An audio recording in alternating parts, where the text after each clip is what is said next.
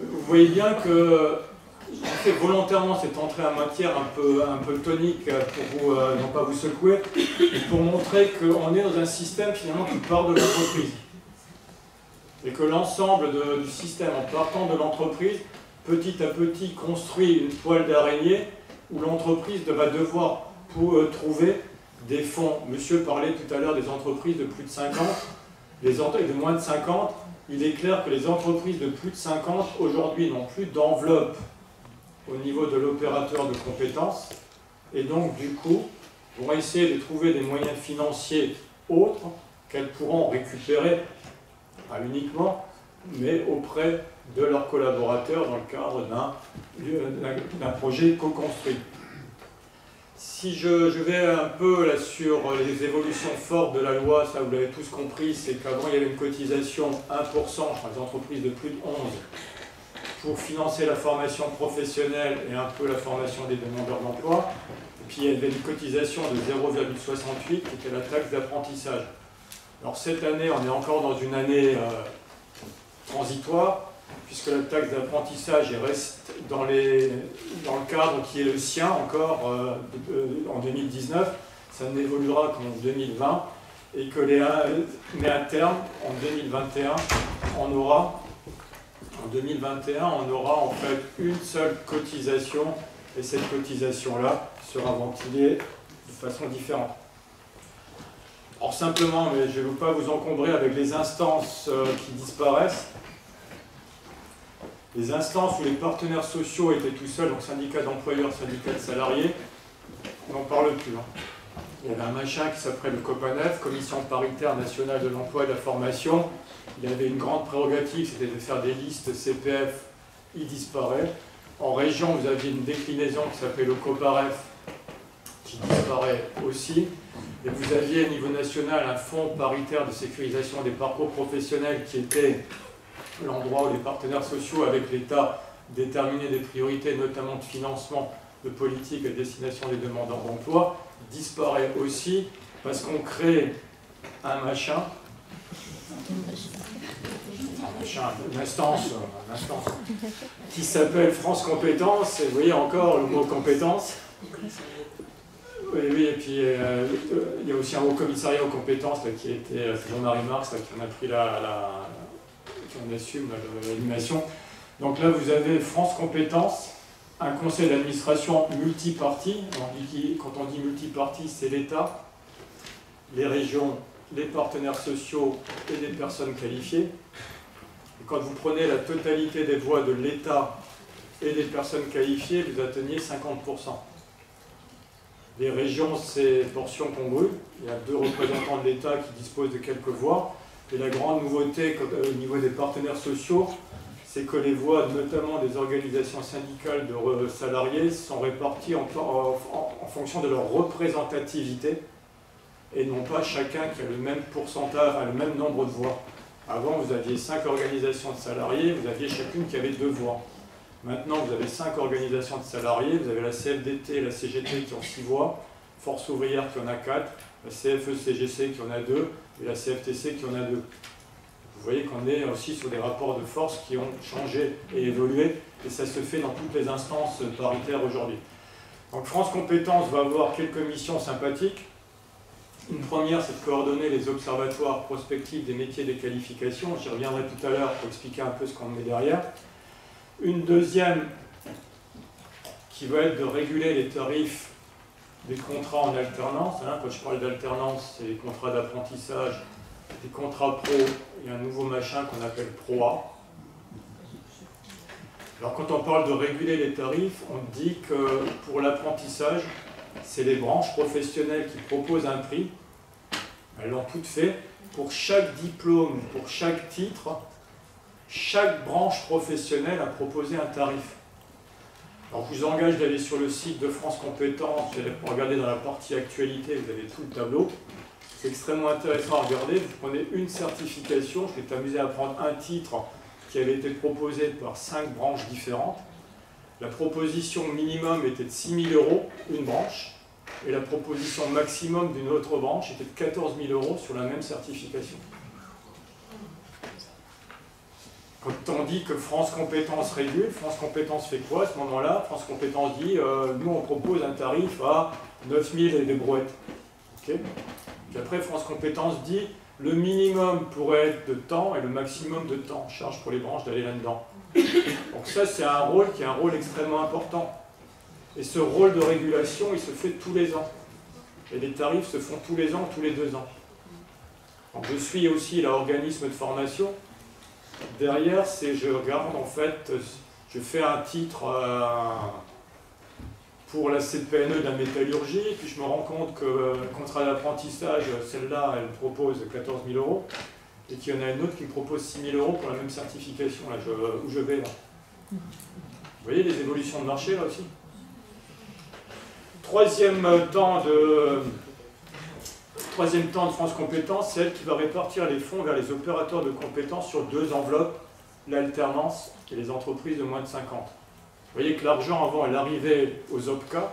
Les OPCA avaient des enveloppes et géraient directement. Là maintenant, l'argent partira à l'URSSAF, reviendra à France Compétences, et France Compétences reventilera derrière. Donc en gros, on a quand même un système qui est, on va dire, il y en a qui parlaient jadis de centralisme démocratique.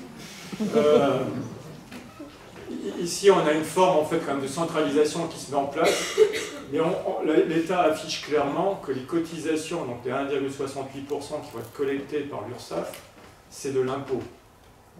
Et que cet impôt-là, il est donné en délégation de gestion aux opérateurs de compétences sur 2 enveloppes.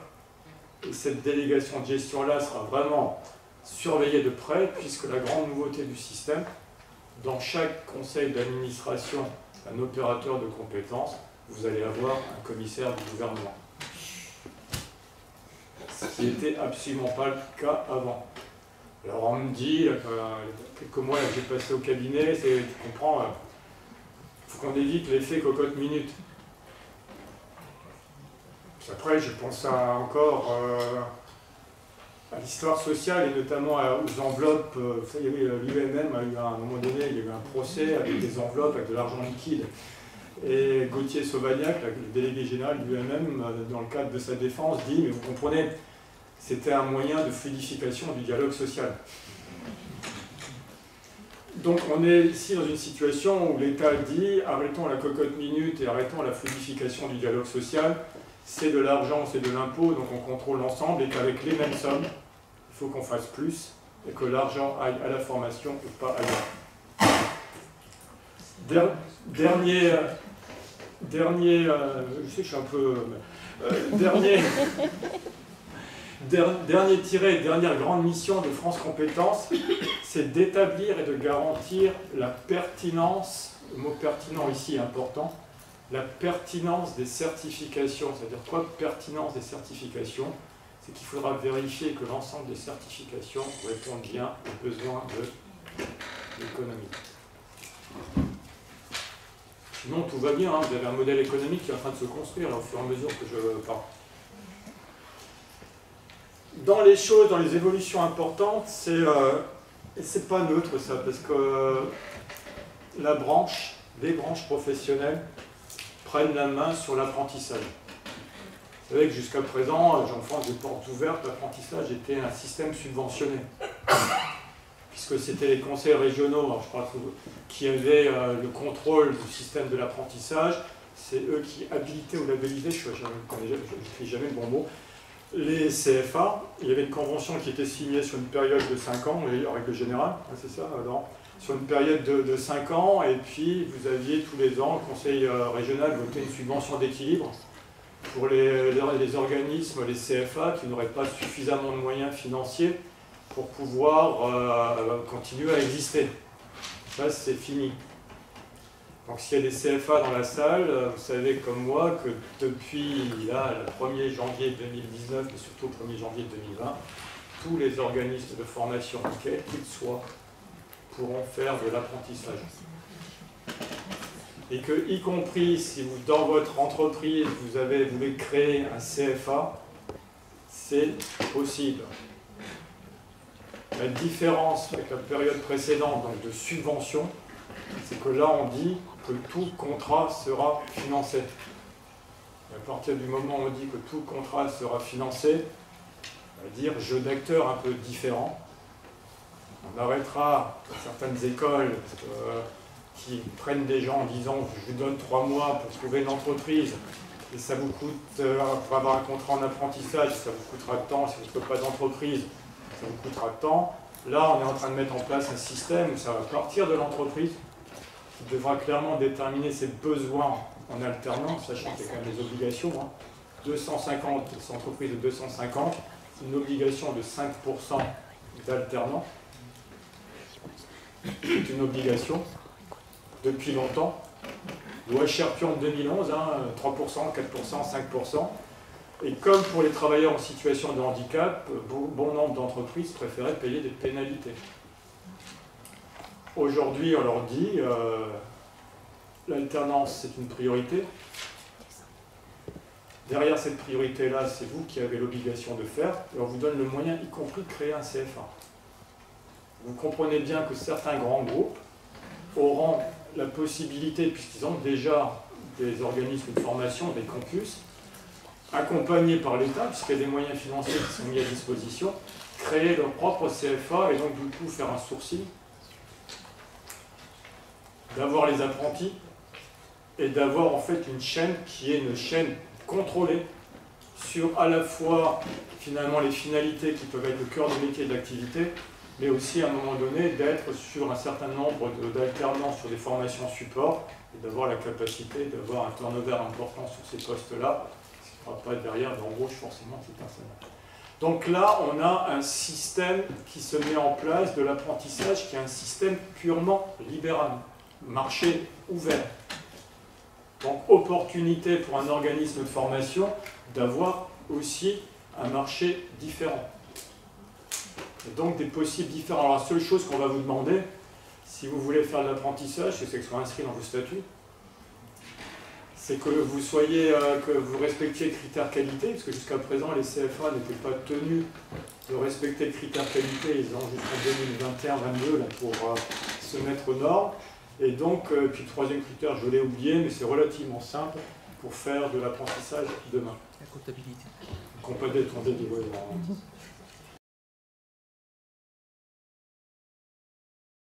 Alors là, vous avez, c'est clairement alors il y a deux, soit on crée un diplôme, soit on crée un titre, soit à un moment donné, vous avez un organisme de formation qui crée une certification, et que cette certification-là, il se débrouille pour la faire inscrire au répertoire spécifique. Avec le temps de ça. Ils ont raccourci fortement les délais, puisqu'avant vous aviez des commissions en région, vous vous souvenez, c'était un peu une usine à gaz avec des ayatollahs de la certification qui contrôlaient le dossier. Là maintenant vous avez un truc en ligne, vous avez un dossier sur le site de France Compétences, vous remplissez le dossier et puis derrière il y a une commission qui vérifie que votre certification rentre dans les critères qui sont les critères de répertoire spécifique. Vous allez sur le site de la CNCP, droit d'usage, droit économique, je sais pas quoi, là. Il y a des trucs, donc vous regardez ça, mais là vous avez une opportunité de faire. Je suis d'accord avec vous, il y a 50% des métiers dans 10 ans qu'on ne connaît pas. Et donc, l'enjeu majeur des 5 ans à venir, c'est la certification. Pour moi, c'est vraiment un sujet, c'est la certification. Alors, si on regarde le RNCP, sur les 12 000 et quelques certifications, il y en a à peu près 9 000 qui viennent de l'enseignement supérieur. Et avec jusqu'à présent l'enseignement supérieur qui était un peu préservé par rapport au bloc de compétences. Mais là, demain, l'enseignement supérieur, le renouvellement des certifications devra se faire aussi dans le cadre de blocs de compétences. Donc on a un sujet. Alors, si vous voulez, je reviendrai sur un débat de certification, parce que je pense que c'est un vrai débat. C'est la question de l'utilité sociale, de l'utilité économique de la certification. Jusqu'à présent, on était sur les certifications, notamment les diplômes, qui étaient perçus comme une utilité sociale et un sédam d'entrer dans la vie avec, dans les diplômes, notamment tout ce qu'on appelait l'enseignement général. Enfin, tout ce qu'on appelle l'enseignement général. Si vous regardez la logique des blocs de compétences, vous pourrez avoir un diplôme avec différents blocs, et vous pourrez avoir dans certains blocs pas d'enseignement général. Mais comme ça fait partie de la totalité de la certification, ce bloc sera éligible et finançable. On est dans des évolutions extrêmement fortes. Tous les organismes de formation pourront faire de l'apprentissage à partir de quand? Est-ce que c'est là maintenant? 1er janvier 2020 2019 déjà. 1er janvier 2019, ça y est, là c'est effectif. Tout OF peut se transformer en CFA. Oui, commencer à y réfléchir, parce que c'est vraiment effectif en 2020, là, mais là vous pouvez y aller. Oui. D'accord, ok. Et après ma deuxième question, un titre qui n'apparaîtrait pas dans les coûts contrats, là, par exemple un titre qui est employé par une branche et qui n'a pas statué sur son coût contrat. C'est un décret qui fera une voiture balai du ministère qui déterminera le tarif de prise en charge. D'accord, ok. Mais oui, parce que vous avez certaines certifications qui ont été, qui sont orphelines de branches. Oui, complètement, oui. Mais donc non, mais on est bien d'accord. D'accord.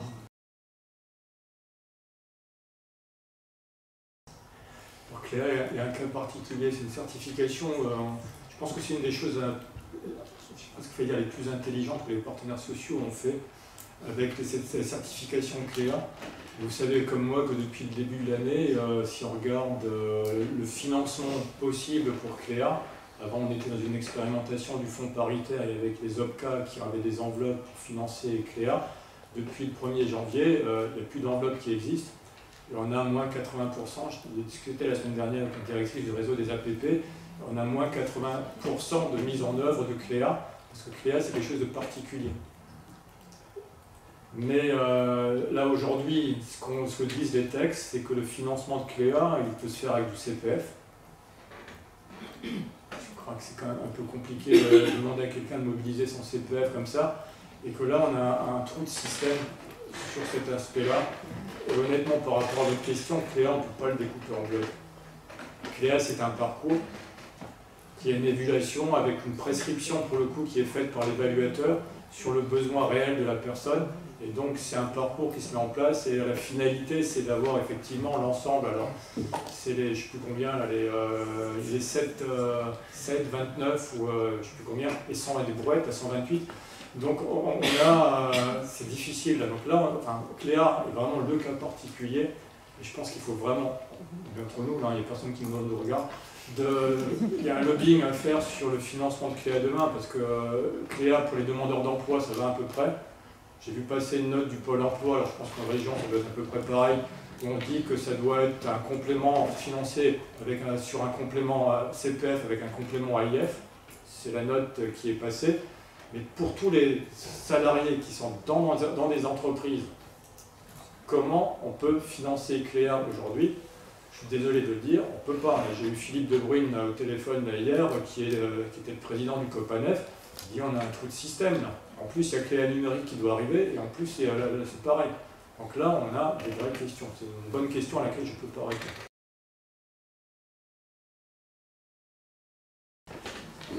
C'est un cas intéressant, alors je ne suis pas suffisamment technicien pour... Mais vous avez un certain nombre de constructeurs qui, depuis des années, je pense à Siemens, à Microsoft ou autres, qui exigent des certifications pour utiliser leurs machines. On est d'accord? Ces constructeurs-là, si vous allez sur le site du répertoire spécifique, si vous regardez Microsoft, Siemens, IBM, etc., ont quasiment toutes leurs certifications de machines qui ont été inscrites à l'inventaire. Donc maintenant au répertoire spécifique. Sans doute que, alors je ne suis pas suffisamment, je répète, spécialiste, mais que c'est au constructeur de déposer une certification à l'inventaire, et à ce moment-là, ça pourrait permettre de contourner le sujet. Alors, dans mon cas, j'ai 1850 programmes de formation, et 80% sont des sociétés étrangères, principalement des sociétés japonaises. Oui, mais Microsoft, il ne me semble pas que ce soit français non plus. Mais, donc, non, à un moment donné, je pense que c'est. Alors, après, au-delà de la boutade, c'est un vrai sujet. Et c'est vraiment de voir là, pour le coup, avec la branche. J'ai fait une estimation, ça représente à peu près 5 ans de travail de référencement. Oui, mais les trous dans la raquette, pour reprendre une expression qui m'est chère, existent. Hein. Parce que dans ce qui bouge fortement, c'est la notion de l'action de formation, je l'ai mis en gras, se définit comme un parcours pédagogique permettant d'atteindre un objectif professionnel. Je viens de la répéter, c'est un parcours pédagogique permettant d'atteindre un objectif professionnel. qui veut dire quoi? Je me adresse à nouveau aux organismes de formation. L'HTS, c'est fini. Leur travail stagiaire. Puisque qu'est-ce qu'on vous dit?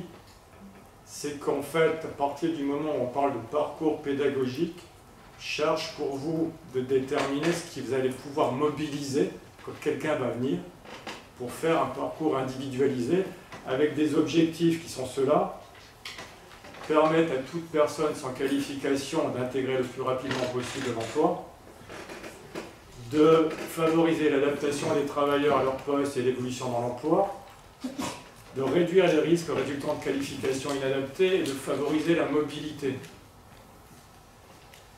Les actions qui sont considérées comme étant des actions de formation sont les bilans de compétences, la formation ouverte et à distance, la formation présentielle, la formation en situation de travail. D'accord? On est organisme de formation, je travaille aussi dans un organisme de formation, ça fait des siècles qu'on parle d'heures stagiaires. Aujourd'hui, si je prends, tout à l'heure on parlait d'alternance et de l'apprentissage, on parle d'un forfait. Et un forfait, en fait, quelqu'un qui va venir vous voir, le positionnement que vous allez faire, potentiellement, vous pouvez le financer. Si la personne, vous faites une petite VAE ou quelque chose pour vérifier que la personne a déjà des trucs, vous pouvez le financer aussi. Vous avez autre chose, on change de logique économique. C'est plus l'heure de formation qui sera votre talon, maître étalon, c'est le parcours pédagogique avec l'objectif professionnel à atteindre qui sera votre talon.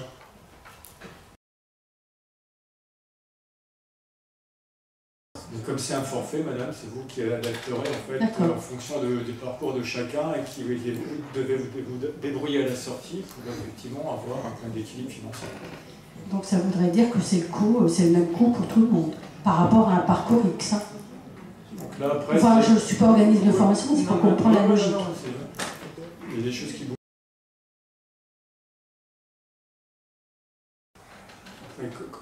Quand on a fait le rapport avec Jean-Marie Marx, on a auditionné beaucoup de monde, 37 auditions à raison de 2 heures à peu près. Il s'est posé la question de la santé, où il y avait le but lucratif et le but non lucratif. Les uns cotisant pour la taxe d'apprentissage et les autres pas. Sauf que quand vous regardez les apprentis, vous pouvez en avoir dans le secteur public. Le secteur public, il ne cotise pas à la taxe d'apprentissage. Vous en avez dans les associations, vous pouvez avoir des apprentis, et ce n'est pas pour autant que les entreprises cotisent. Alors j'ai fait le parallèle avec la personne, parce que la personne du but lucratif me disait, vous vous rendez compte, on va quand même pas se marier avec des gens à but non lucratif, parce que nous, on paye la taxe d'apprentissage, et eux la payent pas. J'ai dit, madame, on est à peu près, il y a un Français sur 2 qui paye l'impôt, et tout le monde bénéficie des droits sociaux. Donc sur la taxe d'apprentissage, par rapport à votre question, c'est la même chose, c'est-à-dire qu'à un moment donné, il y a une enveloppe mutualisée, et quel que soit le secteur où l'apprentissage se fait, il y a un financement qui sera dédié à l'apprentissage. Et ce n'est pas le secteur d'origine qui déterminera le financement ou pas. Le contrat pro, on reste à 9,15 € et à 15 €. Oui. Mais ça ne vous a pas échappé que si vous regardez le contrat d'apprentissage, c'est minimum 6 mois. Au maximum 36, et que le contrat pro, il y a une expérimentation qui se met en place, minimum 6 mois, à 1006 mois, avec un maximum de 36 mois. Moi qui fais partie des créateurs des contrats pro, là, je me souviens des discours patronaux à l'époque, je souris gentiment parce qu'on est en train de faire en fait un contrat en alternance. On a un contrat en alternance qui se profile et qui fonctionnera de la même façon, c'est-à-dire qu'on sera dans 3 ans sur une histoire de forfait pour l'ensemble du système. Je vais juste sur l'apprentissage et les 6 mois et les blocs, vous allez voir qu'ils ont réfléchi. Ils ont augmenté l'âge de 25 à 29 ans. Donc 25-29 ans, vous avez 2 catégories de public. La première catégorie de public, c'est le public qui en fait est éloigné de l'emploi et qu'il va falloir ramener à l'emploi. Puis vous avez une deuxième catégorie, c'est les étudiants un peu lents, qui peuvent aussi faire de l'apprentissage au-delà des 25 ans. Les 6 mois vont être utiles pour les personnes qui relèvent de l'insertion. Elles vont arriver chez vous, vous avez décidé d'être CFA, et donc vous allez faire de l'apprentissage sur une durée de 6 mois. Vous êtes bien d'accord, madame, que 6 mois, vous ne faites pas une certification complète. Mais vous allez pouvoir faire un bloc. Et l'entreprise qui aura embauché la personne, qui aura plus de 25 ans et qui fera un contrat de 6 mois, l'objectif c'est que la personne soit formée et adaptée rapidement à l'emploi proposé. Et donc là, vous avez une autre logique économique qui se met en place. Je vous rappelle simplement aussi, ça ne doit pas échapper, que le contrat d'apprentissage est sorti du Code de l'éducation pour rentrer dans le Code du travail. Et que le contrôle de l'éducation nationale, j'en parle plus, c'est l'ensemble des certificateurs qui vont contrôler demain.